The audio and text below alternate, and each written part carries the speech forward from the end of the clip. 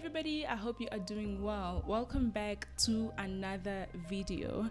I'm not gonna apologize for not being here because sometimes life happens, and I feel like life has happened a lot over the past months, but I hope you guys have been doing well. I hope you're keeping well. It's great to be here, great to chat to you guys again.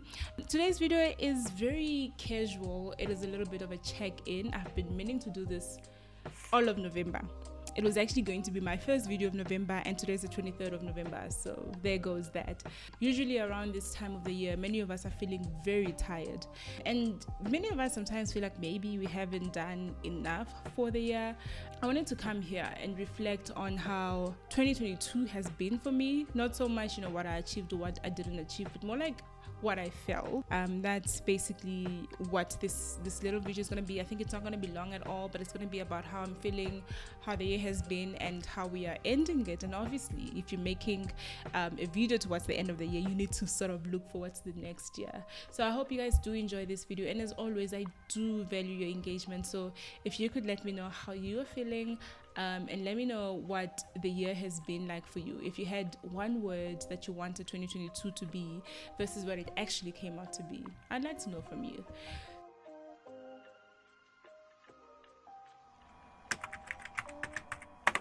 It was different, guys.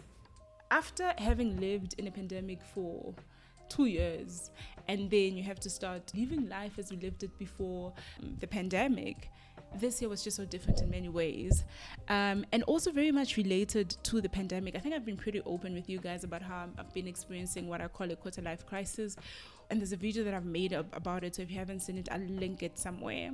But I've been open about that, and I think 2022, while outside it looked like things were making sense, I had to do a lot of work internally. I had to answer to a lot of questions that I had internally for myself. I had to even make the decision to actually ignore some of the ways that my voice was coming up internally, or at least say, I can't entertain it now, we'll deal with it some other time. And it didn't just start this year. It started, I guess, about 2 years before, so 2020 with the pandemic, and obviously that's expected. When you see people around you dying, you will question a lot of things about life. So coming into this year, I didn't really have plans about wanting to achieve certain things and wanting to get certain things physically. It was very much about wanting to be certain things internally, and I don't think I got there. I'm going to be honest. I don't think I managed to actually get where I needed to get. But what I will say is I engaged with the voice internally. And I feel like when we are so busy with life, when we're so busy getting the goals checked, living life, moving up in our careers, we sometimes forget to sit back and engage with who we are, what the purpose is for each one of us. So I feel like the year 2022, I asked myself questions. I told myself things internally. Sometimes I listened, sometimes I acted, sometimes I made a deliberate choice to defer engaging with those feelings, but I'm very much aware of them. I'm very much aware of where my person inside, the person that's inside of me that I represent, that's represented by this body, I know what she wants, and I'm grateful that I was able to actually take the time to slow down a little bit, especially in terms of the energy and emotion that I put forward to things, right? Emotions and energies that I put to work, to engagements outside of work.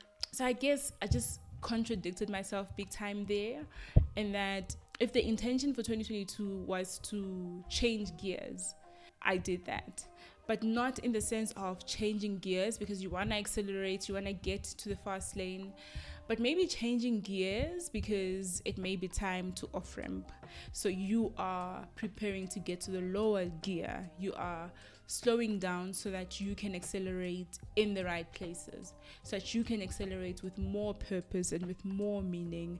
I think that we managed to get right. I'm actually sort of called to pause here and just reflect on why I even feel like sharing this. So about a month or two back, my husband and I went out to dinner with a friend of his, and one of the comments that he made and made me reflect on why I have decided to be vulnerable on this platform was that people don't share the process as they're going through the process. And get me right, I don't think anyone owes us the bed of their life or, the lowdown. I don't think we owed that. But just understanding that someone probably will benefit from seeing me at my low, me sharing my full journey with you, me sharing exactly what's going on with myself, the really pretty stuff, but also the I'm confused, I don't know what's going on stuff. That helps someone. It helps the person on the other side see that if they're also going through this, they're not alone. It is very much normal. We all go through moments of doubt. We all go through feelings of questioning whether we're being impactful where we are. And that was a big theme of my year. Whether I'm being impactful where I am, whether the work that I do, the way that I carry myself, the things that I say yes to, am I being impactful there? And it's been such a fun process trying to answer that. At the same time, it's been such a real privilege knowing that the problems that I have now are problems of wanting to be impactful. And it's potentially something that's going to take me out of whatever the rat race is. And I'm not necessarily just talking about work. I'm talking about meaning in life, be it taking a job because it pays a certain amount versus taking a job because you get to do work of certain impact. You get to solve for a specific problem. I think I am now at the point where I am very much concerned about what I get to do. It's not just for the sake of doing it and getting paid. It is also, there's a world we must change out there, especially given, the times that we're living in, looking at the unemployment rates in South Africa, looking at the climate crisis that all of us are faced with, and all of us will feel the consequences of. There's so much to do that we can't afford to just cruise by.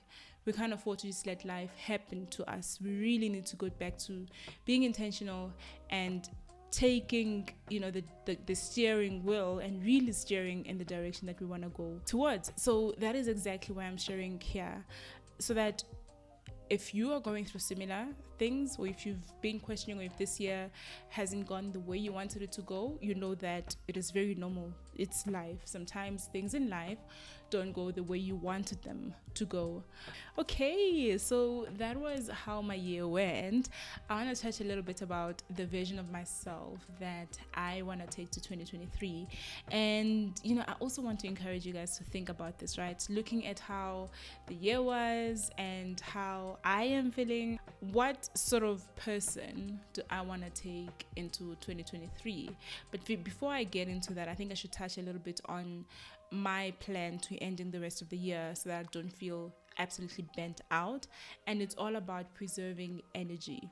Guys, there's battles that we should realize that we can't win this out of the year. And where that is the case, we will deal with it next year. There is battles that we need to give our all. Whatever that looks like, whatever you have left, we need to give that so that we can finish the year in a way that is meaningful. And, we can say we had an impactful year because we needed to do these things. It is all on managing your energy as you deal with the different things. There is no ways I'm going to run at the same pace when dealing with different things, right? For different reasons, for different people. But I think just knowing what is important for me and my team, knowing what is important for other people, and maybe real agencies for other people, and assisting where I can assist them, but also making sure that I get to the other side sane, making sure that I ease out of 2022 gracefully, instead of just running and stumbling and actually being tired come beginning of the year when you're supposed to be rested. I'm actually not even taking that much leave in December, so this is also very, very important, particularly for me. It's not a sprint, it's a marathon. And I know around this time of the year we then feel like everything is a sprint, and we then want to sprint, but also remembering or forgetting that we've been running this marathon for the whole year. And other people won't understand, right? You'll get people who have not necessarily been running as a marathon the whole year, and then now they get to a point where they want us to continue running when I've been doing this for 12 months or 11 months now. So yeah, just be careful of that, and just be true to yourself and be true to the next person. Where you can do things with music playing in the background or music playing loudly in your ears, do that. Where you can do things while dancing, do that. Where you need to pay a little bit more attention, do that. But not everything will need the same sort of consistency and effort. Cool. Now to the last part, right? The version of myself that I am taking to 2023. I need a sip of water. I got this from Pep. They're my favorite glasses ever. They remind me of my granny. The vision of myself that I am taking to 2023, having seen how 2022 was and how I felt throughout the year and how I'm still feeling. And I want you guys to also think about this, right? Like, what version of you are you taking to 2023? What does that look like? So the lady that I am taking to 2023, she is attentive. She listens to her voice first and foremost, right? And she pays attention to what she feels and what she dreams. That is so important. I was able to pay a lot more attention to how I was feeling and how I was dreaming and how certain things were making me feel in 2022. Even though I did not necessarily always act on it, the Mpho in 2023 acts more on that. She is bold and she makes decisions that she's been scared to confront all along, right? And that is so important because listening is one part of it, but if you don't act, if you don't take the next step, then you're really stagnant, right? You're not really going towards what you are telling yourself, what your inner voice, what your purpose is calling you towards. So she takes the next step, and it is just the next step. She's not overwhelmed by just how big the dream is, how big the goal is. She takes the next step towards that dream, towards that goal. And she stands firmly in her truth. She is lighter because of it. She is happier because of it. She spends time with her family. She spends time doing the things that she loves. And she's carving out her place in this world. And she's going in the direction that she needs to go towards. So that is exciting, obviously. Just thinking about it is making me so excited because this girl has been there for a long time. And she's been speaking. Sometimes she got her time, other times she didn't. And I think she's done such a good job reminding me of what is important.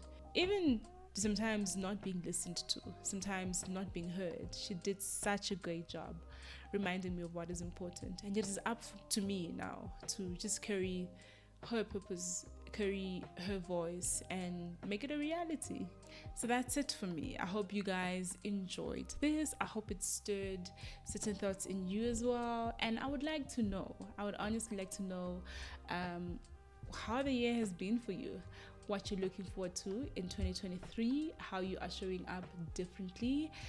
It's going to be a good year. And even if it isn't, we're going to be good people. I think that's also what we need to, just remember, that the year will year. Life will life. But it is also just how we're able to show up in the midst of all the chaos, how we're able to dance when it is raining, how we're able to just be ourselves and to find ourselves and to continue to be